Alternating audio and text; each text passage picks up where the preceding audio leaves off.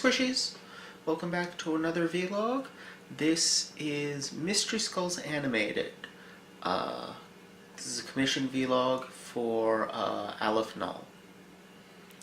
So this was a little bit outside of my normal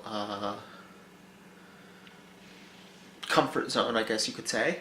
It was animated, of course, because everything I vlog is, but it was a trio of music videos that together tell a story, as opposed to, you know, a more traditional dramatic narrative.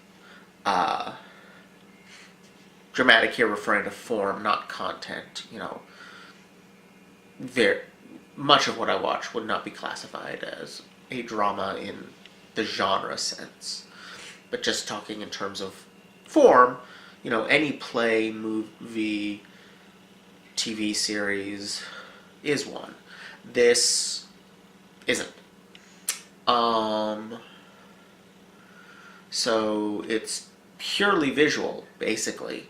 Now, obviously, music can tell a story, but the particular genre of music in question here, you know, like electronica, tends to be repetitive and not have a lot of emotional dynamism. It's, you know, typically beats layered on beats, so there's really just one emotional register that it stays at, which is not... Sorry about the sniffle. I was cleaning yesterday, and I have a dust allergy, so I'm still slightly sniffly today. Anyway, it's not...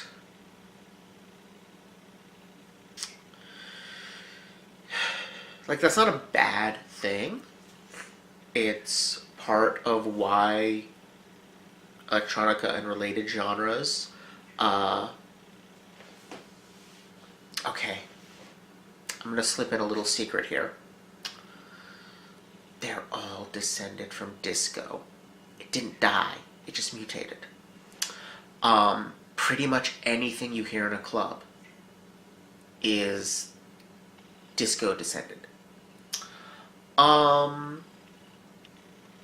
So that family of genres, part of what makes them good to dance to is that they don't have, you know, building up to a climax or any kind of arc to them. They don't have a ton of dynamism in the musical technical sense of volume changes. They just, you know, provide a structure upon which to hang dancing. However, that does mean that the visuals have to tell the entire story. Each individual song provides a mood, in the sense that, you know, the first song is about, more or less, a sense of loss, a sense of distance from someone you care about. And the second one has similar tones, but is a little more frenetic. And the third one is kind of back to the same register as the first. So, you know, well, I should say, the first one is more about not being seen. It's unrequited, was the sense I got, which, not to go into a whole spiel I've given before, but unrequited love is a myth. It is impossible to love someone who doesn't love you back, because love is a verb, and it requires two people minimum. Unless it's self-love. But even then, you still have a subject, you know. That's the problem, is unrequited love has a subject and an object, and you can't love an object.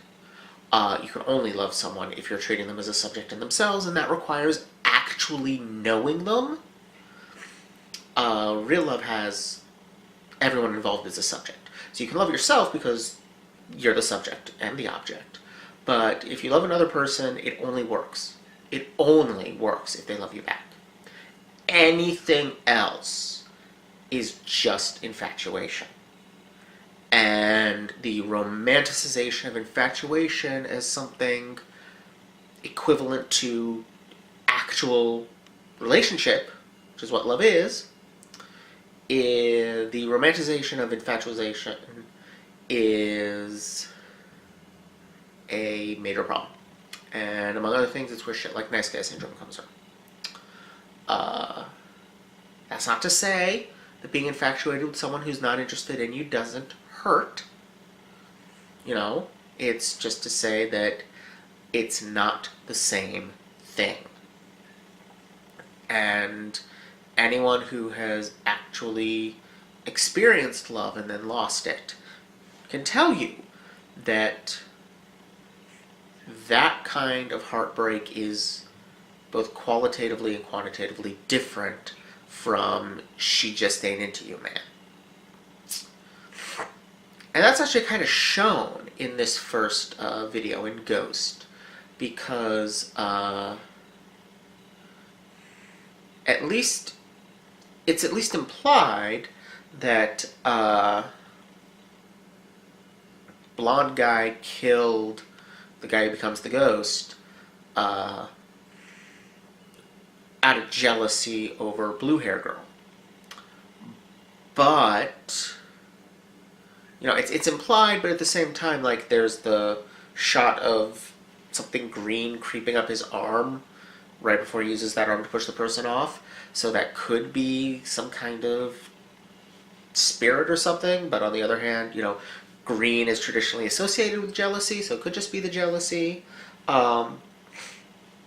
The lack of dialogue, of course, means that a lot of this is more ambiguous than would normally be the case in a story, which is fun.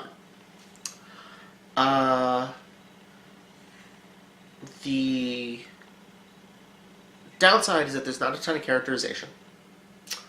More or less, I get the sense that blonde guy is haunted, by what he's done, and the ghost is angry over having been murdered. Notably, there is nothing to imply that blonde guy and blue hair girl are actually together, because, of course, that's the thing with that kind of jealousy is, very often anger emerges from it. You feel unrequited love, and it hurts, and instead of recognizing that it's your infatuation that's causing you pain, and you should just move the fuck on, instead, and yes, inevitably someone comes back and goes, but what if I can't move on? Then you've got something that is keeping you from doing so. You've got some psychological reason that you want to fantasize about the impossible rather than pursuing something that could be possible, and you gotta work through that shit. Tons of books, you could go to a therapist, there's all kinds of stuff you can do. But the point is, instead of recognizing it and moving on, very often it becomes anger directed at either the object of infatuation or whoever the object of infatuation appears to be showing affection toward at the moment. But, of course, even if you, attain the fantasy scenario of eliminating the object of infatuation's partner or whatever that you feel like is in your way, stuff still ain't gonna happen, because she's not into you. which is the whole root of your issue. That, you're choosing to go after someone who isn't. So, yeah. Um,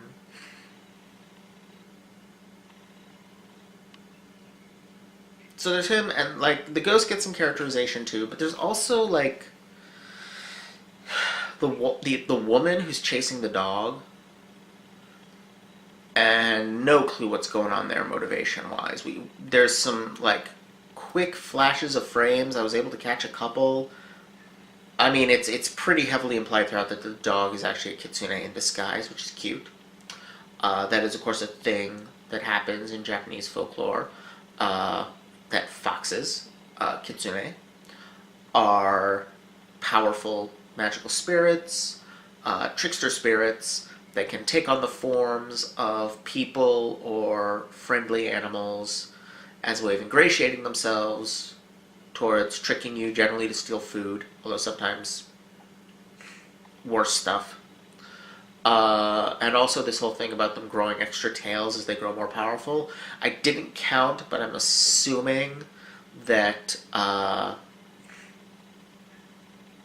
so the image of a multi-tailed fox, that's what that is. I didn't count, but I'm assuming from the fact that it was shown with multiple tails, usually, especially in Western stuff, they jump directly to 9, because 9 tails indicates a fox that has reached its 1000th birthday and is as powerful as they get.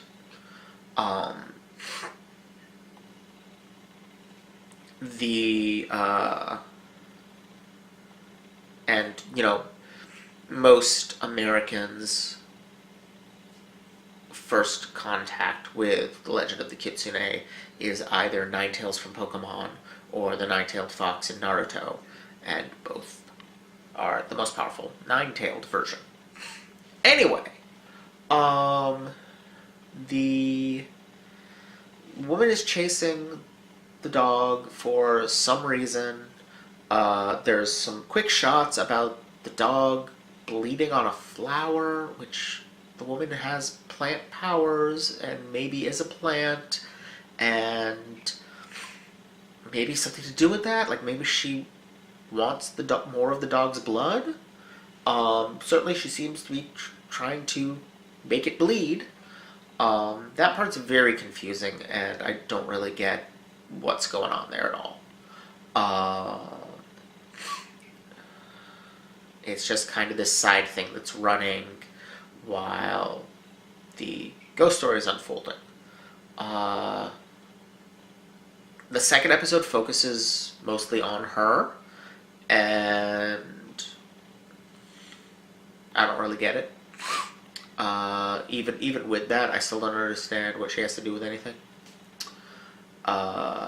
Except maybe she inadvertently leads the ghost to them after the initial. The first episode, they're in the mansion. It does this whole Scooby-Doo riff. It's great fun. Of course, Mystery Skulls Animated is a mix of subtitles from Scooby-Doo shows. Scooby-Doo Mystery Inc., Scooby-Doo Skull Island, etc. So it makes sense for them to do this whole extended Scooby-Doo homage in the first episode. Their van is very similar to the Mystery Machine. The mansion is very Scooby-Doo-esque. The paintings looking at them, the running back and forth, the Scooby-Doo hallway gag. They do all of that. It also makes sense in the sense of, electronica is disco derived to begin with, but this had a particularly, for lack of a better term, funkiness to the voice, to the singer's voice, that was very late 70s, early 80s, and that time period, Scooby-Doo is one of the things I think of as associated with that time period. So that fits together, but then, like, the third episode seems to be building to something, but it just sort of cuts off at the climax with a gunshot. Presumably somebody got shot, because we saw what I assume is blonde guy's father grabbing a shotgun and coming out, and then we cut to more of the ghost tormenting blonde guy and white-haired girl attacking blue-haired girl. Has just like disarmed her and is probably going to stab her with the scissors. And the dog, I think, is starting to turn into a kitsune to defend her. And then gunshot, and it's the end. My guess is that he shot either the dog, which just turned into a giant multi-tailed monstrous thing, or the ghost, which wouldn't do much, or it's just,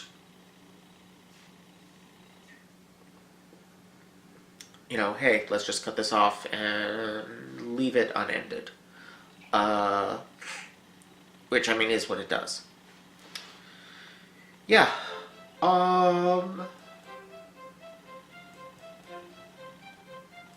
It was interesting, I'll give it that. I don't know,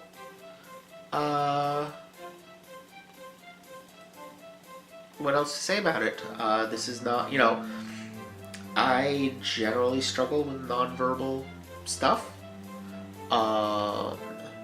So, like, that's just not my forte as a critic. So this was certainly an interesting challenge. Don't really know how it came off. Let me know. Anyway, thank you all for watching. Don't forget to like, comment, subscribe. Check out my Patreon for early access to vlogs, essays, let's plays, and more. And I'll see you all next time. Bye!